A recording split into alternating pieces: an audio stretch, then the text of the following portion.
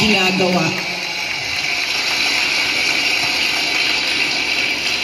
So sana din sa inyong lahat, ganun din. Kaya nung nangangampanya ako nung 2022, lagi kong sinasali ang kampanya, plataforma ko ang edukasyon. Sana ganun din ang inyong mga anak, ang inyong mga kapatid, ang inyong mga apo. Huwag ninyo silang tigilan. Dahil minsan ako pag pumupunta sa mga barangay ninyo, sa mga municipality ninyo, meron talaga akong naririnig na sumasagot na, oh, college graduate naman pero wala namang trabaho. Pero iba din ang trabaho ng college graduate at natapos lang ng grade 6. Iba talaga yun. Iba yung oportunidad na dumadating sa mga nakapagtapos kesa natapos lang na grade 3, grade 4. At madami yon.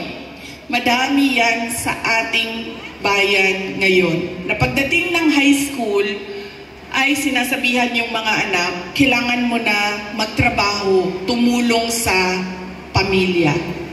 Kaya dapat, wag nating tigilan ang ating mga anak. Paulit-ulit talaga yan. Edukasyon ang susi ng pagbabago ng buhay nila.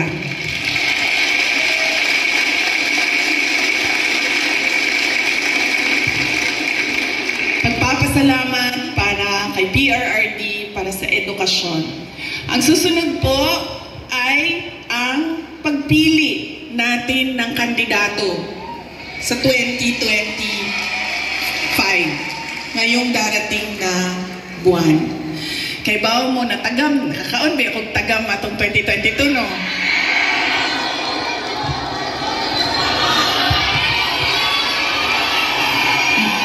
Yan lagi. Meron pa isang beses, Bisaya, sa Cebu. Ay, sa Cebu ba rin? O sa Cagayan de Oro. Basta, usually kasi pag Bisaya, di ba, diretso na sila ng istorya, wala na sila break. Wala break. Ana siya sa mga.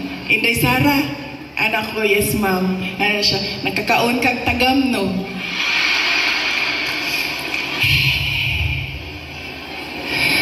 Ana na lang ko sa iya ha. Sakti na lang ma'am. Basta ikaw makakaon ka o sakto, okay na ko.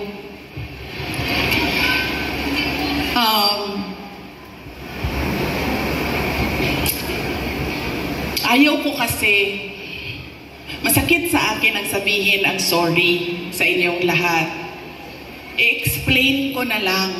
Kasi alam nyo, kahit saan ako pumunta, sabihin ko sa inyo, sa Samar, ito talaga mga maalala ko eh. Samar, Pangasinan, Batangas. Dito sa Mindanao, sure na moingon na siya, moingon na gina sila o imuhaning sala tanan. Wala na lali sa Mindanao. Bago lang, saan yun? Bago lang. Parang kahapon ba yun? Ay, kahapon! Kasi dinala ko yung youngest ko sa Disneyland. So na ay mga taga Cebu. Ana ang mga taga Cebu. Kibaw ba kay Inday Sara no? Nabudol ba may tungod nimo?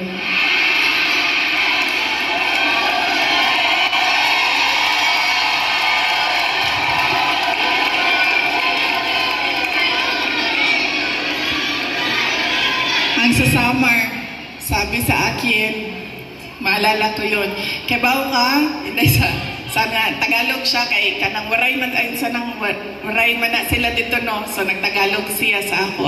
Sabi niya, alam mo na scam kami dahil sa iyo.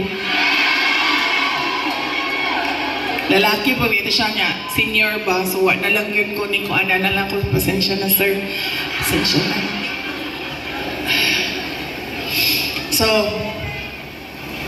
akala ko kasi, ito na naman tayo sa maling akala.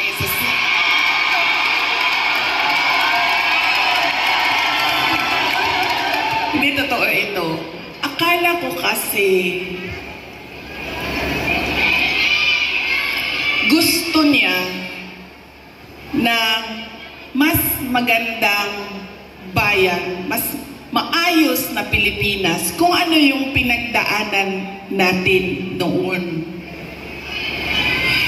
Kasi ang plataforma namin nung tumakbo kami, unity at continuity.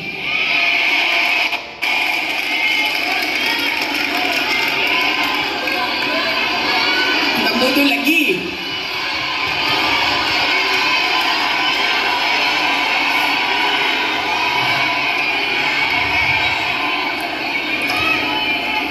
Kasi sumusunod ako sa tatay ko.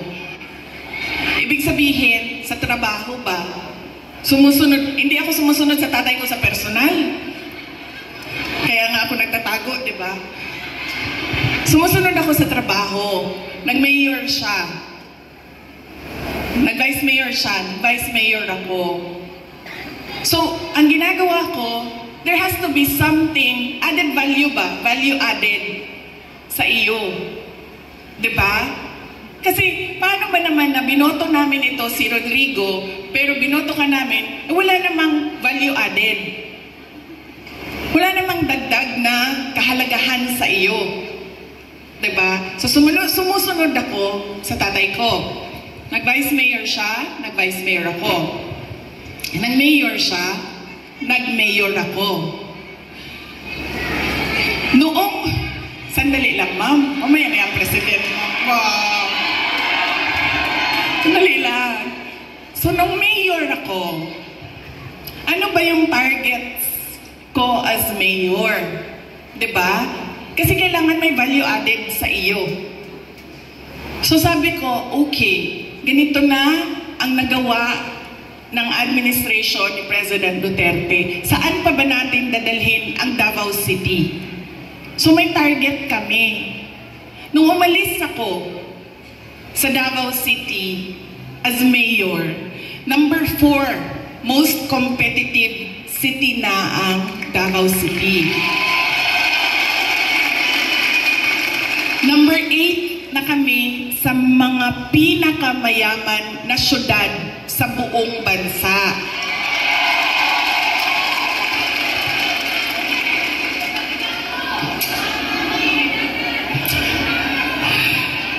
Insurgency-free na ang Davao City. Alam nyo, buong term ni PRD, hindi niya natapos talaga yung problema ng Pakibato. So, nung taga-Pakibato mo, ma'am, Mobi, agyan na ingon ni PRD. Siya mag-NPA lang ka sa Pakibato. Ikaw kalaban sa mga sundalo. Ayaw, ganda din na sa UP. Okay. Diba? Hindi niya natapos. And sa akin, meron kasi insidente doon na ako ang mayor, namatay yung opisyal, na napagalitan ako ng nanay. Tiga Visayas yung pamilya.